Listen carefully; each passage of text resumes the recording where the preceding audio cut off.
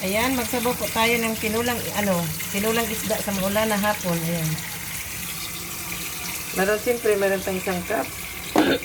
Sibuyas, kamatis, luya, tanglad.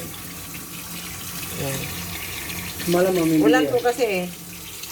Ayan, lalagyan ko po siya ng talbos ng kamote kasi nalulublad na daw itong kasama ko. Ayan, diba? Ayan. Siyempre, presko pa yung isda natin, oh. Ayan. Yummy yung may kanin.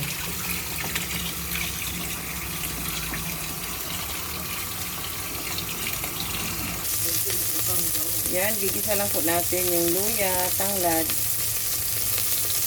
lemongrass po, paulo ng sibuyas. Yan, pasunod naman po yung sibuyas. Diba? Yan, pahaluhin mo na pa-caramelize na natin ng kaunti.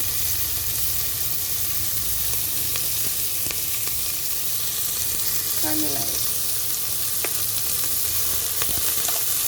Ayan po, para walang langsa po.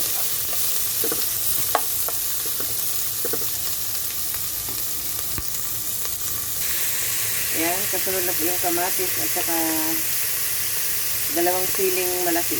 Hindi po yan maanghang. Diba? Tapos ano lang po natin, caramelize lang natin ng kaunti.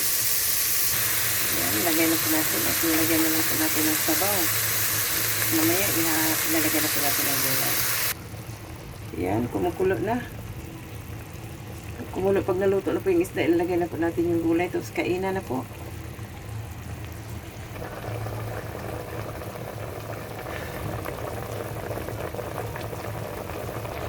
Ayan, lagay na po natin yung talbos ng kamote.